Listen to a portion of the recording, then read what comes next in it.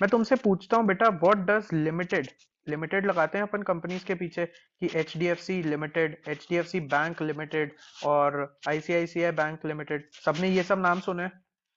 Every one of you have heard these names. I just want you guys to be active on chat and just press Y, just press Y so that it can involve the interaction between you and me.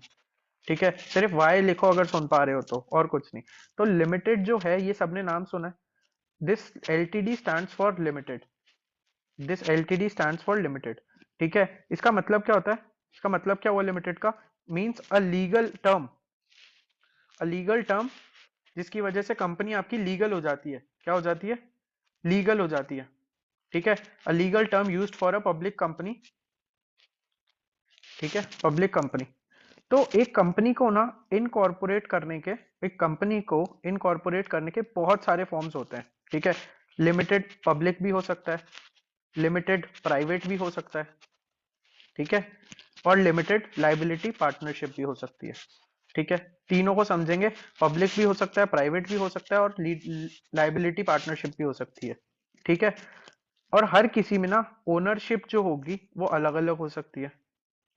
ठीक है, ownership जो होती है, ownership के ऊपर ही चीजें depend करती है कि आप क्या टैक्सेस भरोगे. ठीक है, आप क्या टैक्सेस भरोगे, आप कैसे अपने प्रॉफिट्स को यूटिलाइज कर सकते हो, एंड मेनी मोर थिंग्स. ये चीज सबको समझ में आ गई? अगर आपसे कोई भी पूछे कि कंपनीज को रेगुलेट करने के लिए एक एक्ट बना हुआ है, उस एक्ट का नाम क्या है, तो उस एक्ट का नाम है बेटा कंपनीज एक्ट 2013. ये पहले पुराना एक्ट हुआ करता था बट इसको रिवाइज कर दिया, और ये नया एक्ट जो है ये 2013. यहां तक किसी को कुछ डाउट है? यहां तक किसी को कुछ डाउट है? तो जब भी हम एक कंपनी को इनकॉर्पोरेट करेंगे, जब भी हम एक कंपनी को इनकॉर्पोरेट करेंगे, तो उसके जो, उसका जो ओनरशिप है, उसकी जो ओनरशिप है, ठीक है, एक कंपनी को, जैसे एक्स वाई जेड एक कंपनी है. ठीक है, एक्स वाई जेड एक कंपनी है. ठीक है, इसका जो ओनरशिप है, इनकॉर्पोरेटेड मतलब बेटा सौरभ बनाई जा रही है कंपनी. ठीक है, जब कंपनी बनती है उसको बोलते हैं इनकॉर्पोरेशन ऑफ अ कंपनी. तो एक्स वाई जेड का जो भी ओनरशिप है, ये, इस ओनरशिप को जिस फॉर्म में रिप्रेजेंट किया जाता है ना, उसको बोला जाता है स्टॉक्स. क्या बोला जाता है उसको? स्टॉक्स. ठीक है, तो अगर आपसे कोई भी एक डेफिनेशन पूछेगा स्टॉक की, तो आप क्या बोलोगे? It represents the ownership in a company. We don't know whether it is a public company, we don't know whether it is a private company, we don't know whether it is a limited liability partnership company. ठीक है, but it represents the ownership और owners stake, owners stake in the firm. सबको समझ में आया stock का मतलब क्या है? अगर एक्स वाई जेड को ओन करने वाला सिर्फ मैं हूं, मिस्टर ए है, और ए इसको कितना ओन करता है? 100%. तो सारे स्टॉक्स एक्स वाई जेड के किसके पास जाएंगे? ए के पास जाएंगे. सारे स्टॉक्स एक्स वाई जेड के किसके पास जाएंगे? ए के पास जाएंगे. क्या ये स्टॉक का डेफिनेशन क्लियर हुआ सबको? क्या ये स्टॉक का डेफिनेशन क्लियर हुआ सबको? यस और नो? ठीक है, चलो अब बात करते हैं बेटा इक्विटी और डेट की. किसकी बात करेंगे? Equity versus debt. ठीक है, अगर आपको मैं बोलता हूं कि आप एक कंपनी हो, ठीक है, आपको मार्केट से पैसा उठाना है, मार्केट से पैसा उठाना है, ये मैं पढ़ा चुका हूं बट वापस से पढ़ा रहा हूं. अगर आपको मार्केट से पैसा उठाना है तो आपके पास दो वेज होते हैं, राइट? या तो आप अपना इक्विटी स्टेक कम कर दो, या तो आप अपनी ओनरशिप बेच दो फर्म की, या फिर आप लोन ले लो. यस और नो? यस और नो? यही दो वेज होंगे कंपनी को अगर पैसा उठाना है. तो या तो कंपनी अपना ओनरशिप का पूल है उसके अंदर से कुछ स्टेक सेल कर दे तो पैसा ले ले उसके बदले में, या फिर कंपनी एक लोन ले ले, या फिर कंपनी एक लोन ले ले. हाँ बेटा, शार्क टैंक जैसा बिल्कुल. ठीक है, ये चीज समझ में आ गई सबको? तो अगर मैं आप लोगों को वॉलेटिलिटी की बात करूं, मतलब फ्लक्चुएशंस की बात करूं, फ्लक्चुएशंस की बात करूं, लोन क्या होता है? लोन को हम बोलते हैं बेटा charge against profit. Charge against profit. इसका मतलब क्या होता है ये भी समझ जाओगे. एक कंपनी अगर लोन लेगी ना, एक कंपनी अगर लोन लेगी, कंपनी चाहे प्रॉफिट करे चाहे कंपनी लॉस करे, कंपनी को इंटरेस्ट हमेशा देना पड़ेगा. ये चीज समझ में आ गई? अगर कंपनी प्रॉफिट करे चाहे कंपनी लॉस करे, कंपनी को इंटरेस्ट बैंक के लोन अमाउंट पे हमेशा देना पड़ेगा। देयर इज नो, उसे क्या बोलते हैं, तुम्हें कोई वो नहीं मिलेगी, छूट नहीं मिलेगी इसके अंदर। ठीक है, ठीक है। चाहे कंपनी को प्रॉफिट हो चाहे कंपनी को लॉस हो, अगर कंपनी ने एक बैंक से लोन ले रखा है तो कंपनी को उसके ऊपर इंटरेस्ट पे हमेशा करना ही करना पड़ेगा। ऑब्वियसली सबने ईएमआई का नाम सुना होगा, सबने क्वेश्चंस किए हैं ना, कंपाउंड इंटरेस्ट सिंपल इंटरेस्ट के जब टॉपिक चल रहे थे, राइट, अपनी अपनी जगह पे। ठीक है, अपनी अपनी जगह पे। यस। तो सीआई और एसआई जो था उसके अंदर एक ईएमआई करके कंसेप्ट होता था, इक्वल मंथली इंस्टॉलमेंट बोलते हैं इसको, इक्वेटेड मंथली इंस्टॉलमेंट बोल लो या कुछ भी बोल लो। इसके अंदर क्या होता है, जब भी हम बोलते हैं कि 10 लाख रुपए है, ठीक है, मैंने 20 साल के लिए ले लिए और 10% इंटरेस्ट रेट है, तो तुम्हारे हिसाब से अगर मैं तुम्हें बोलूं कोई मेरे को इसकी ईएमआई कैलकुलेट करके बताएगा, कोई मेरे को इसकी ईएमआई कैलकुलेट करके बता सकता है, कोई मेरे को इसकी ईएमआई कैलकुलेट करके बता सकता है? 10 लाख रुपीज 20 साल के लिए 10% के ऊपर, ये एक ईएमआई कैलकुलेटर होता है, उसे खोल लो, चेक करके बताओ मेरे को। 10 लाख रुपए का मैं लोन ले रहा हूँ, टेन्योर मेरा 20 साल का है और इंटरेस्ट रेट मेरा 10% का है। प्लीज कोई भी बता दो। 9650 is the first answer coming, can someone else verify it? Can someone else verify it? Yes, 9650 it is. Okay, so 9650 में क्या होगा जब आप, ये क्या है, ये मतलब है कि आपको हर महीने आपको 9650 रुपीज देने हैं 20 साल तक, 20 साल तक। ये चीज समझ गए सब लोग? ये चीज समझ गए सब लोग?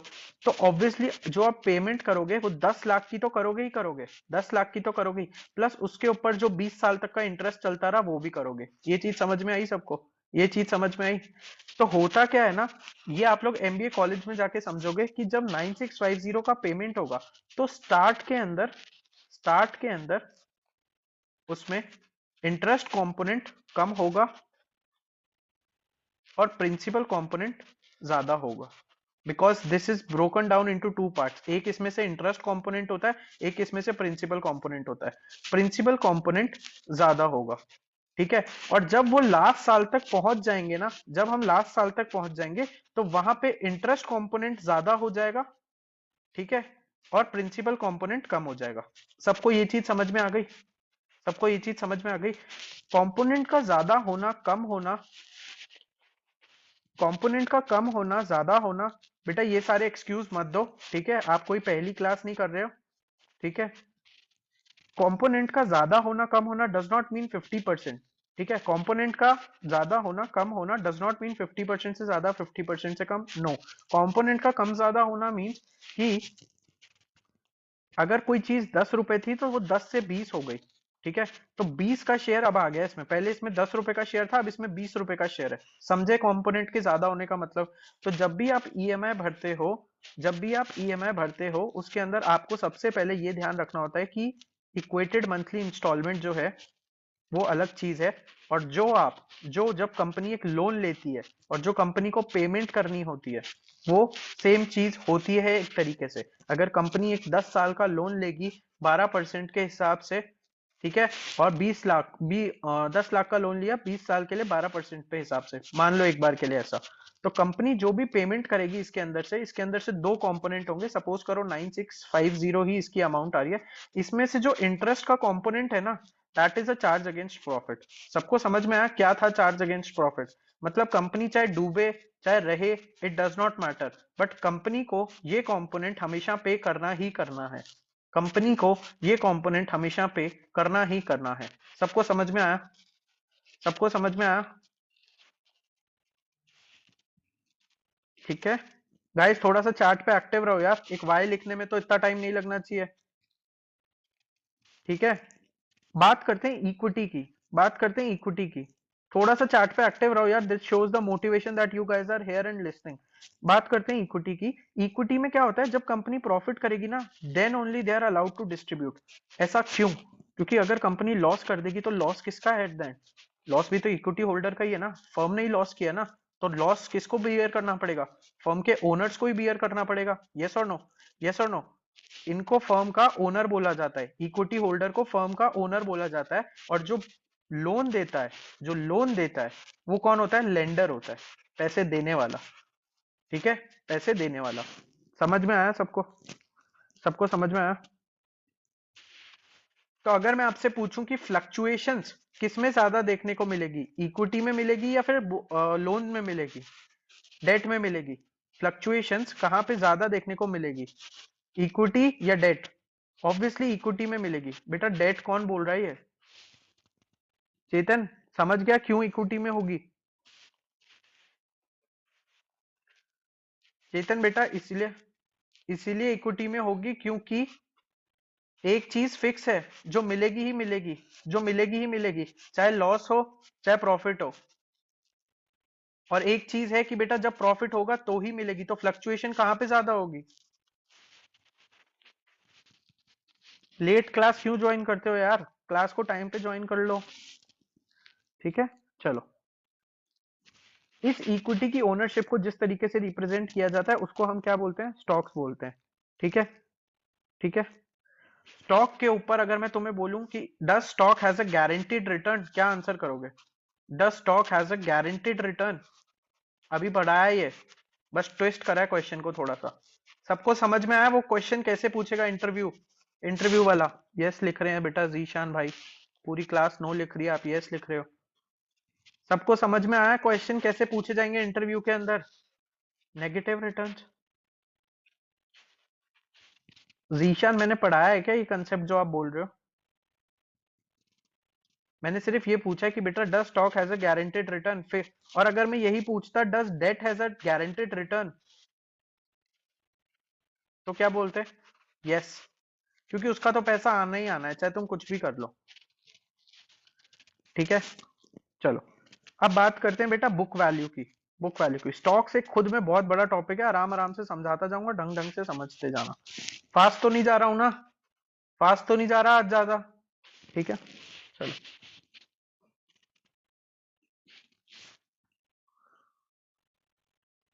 हमने बुक वैल्यूज पढ़ी, हमने कंपनी की जब बुक्स की बात की या फाइनेंशियल स्टेटमेंट की बात की, तो can you guys tell me what are the financial statements, how many financial statements are there? Yes, four of the financial statements are there. Ananya is telling me I'm going fast. So Ananya, I'll just like to contradict here that every student apart from you has said that I am going at a good pace. So I'll try to go at a slower pace, but तुम भी थोड़ा improve करो अपने shell से आने का, और try करो कि इस पेस पे समझ पाओ चीजों को।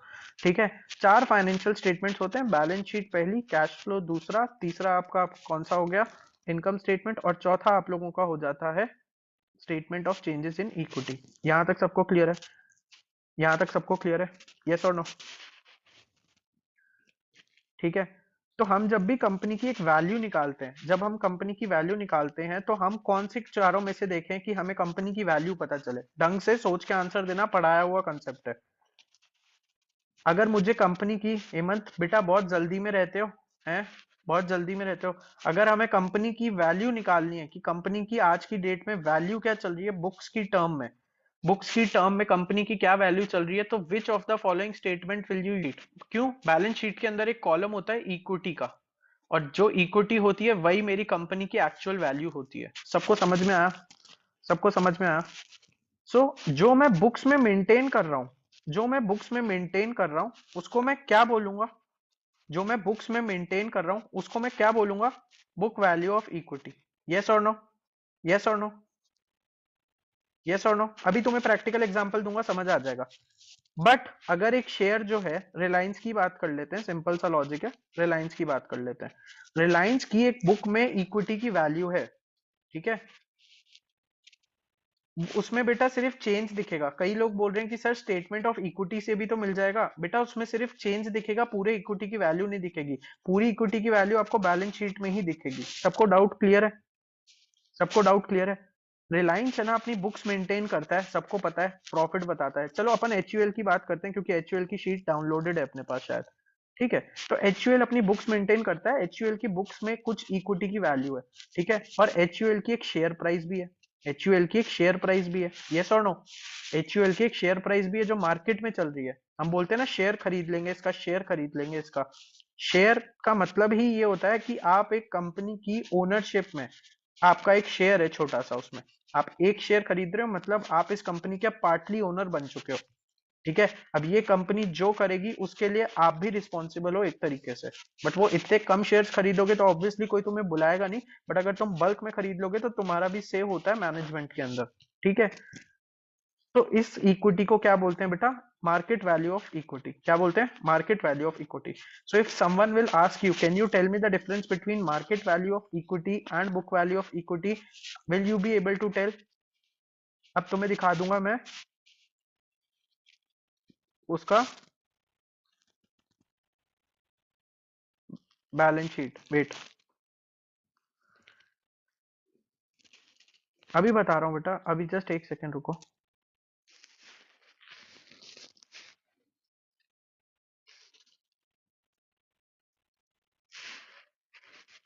गाइस सबको स्क्रीन दिख रही है?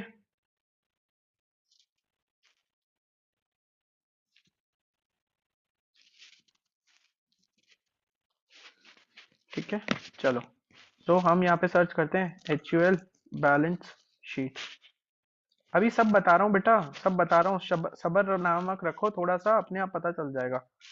ठीक है। हमने मनी कंट्रोल खोला, हम यहाँ पे आए इक्विटी। ये क्या बेटा? इक्विटी शेयर कैपिटल है, यस और नो? इक्विटी शेयर कैपिटल है, यस और नो? यस और नो? पूरी क्लास को दिख रहा है सामने लिखा हुआ है इक्विटी शेयर कैपिटल, यस और नो? ठीक है। टोटल शेयर होल्डर्स फंड भी लिखा हुआ है इसके अंदर, टोटल शेयर होल्डर्स फंड भी लिखा हुआ है। इसका मतलब क्या हुआ कि बुक्स में इक्विटी की वैल्यू जो है ना HUL की, मार्च 2021 तक 235 करोड़ रुपए की है। कितने की है? 235 करोड़ रुपए की है। सबको समझ में आया? ये फिगर करोड़ में ही है सारी। ठीक है। सबको समझ में आया? यस और नो? यस और नो? गाइस पूरी क्लास लिखेगी तो बेटर फील होगा थोड़ा। ठीक है। तो ये बुक्स की टर्म में है वैल्यू, बट अभी इसकी मार्केट प्राइस क्या चल रही है? 2261, 2261.6। आज 49 रुपीज गिर गया ये स्टॉक, 2% से ये स्टॉक गिर गया। ये स्टॉक क्यों गिरा है? इसका रीजन था क्योंकि इसका रिजल्ट आज था और रिजल्ट एज एक्सपेक्टेड नहीं आया जो आना चाहिए था, तो इसलिए स्टॉक में फॉल आ गया। ये स्टॉक में फॉल आ गया। ठीक है।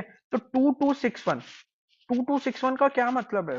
ये 2261 मार्केट वैल्यू ऑफ इक्विटी नहीं है। 2261 बस एक शेयर की प्राइस है। बट जितने भी इकोसिस्टम में, पूरे इंडिया में, पूरे वर्ल्ड में जितने भी शेयर इस कंपनी के लोगों के पास हैं, उन सबका मैं सम कर लूं तो टोटल नंबर ऑफ शेयर्स आ जाएंगे मेरे पास, यस और no? Total number of shares को अगर मैं मल्टीप्लाई कर दूं, जो करंट मार्केट प्राइस है, जो करंट मार्केट प्राइस है, correct,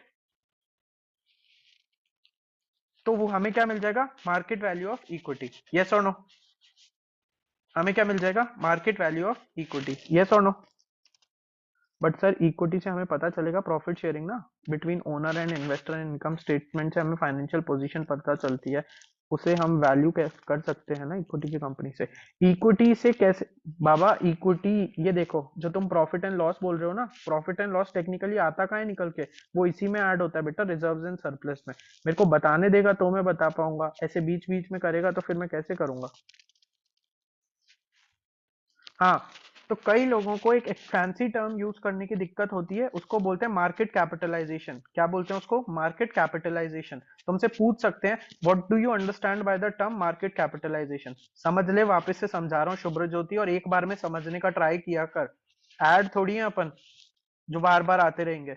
number of shares in the market, जितने भी मार्केट में शेयर हैं जो सब लोग होल्ड करके बैठे हैं, पर्सन ए से लेकर पर्सन जेड, कंपनी ए से लेकर कंपनी जेड, जिसने भी हमारे शेयर्स होल्ड कर रखे हैं, into current market price, into current market price, उसे क्या बोला जाएगा? मार्केट कैपिटलाइजेशन या फिर market value of equity. Market value of equity. क्या पूरी क्लास को ये चीज क्लियर है? यस और नो?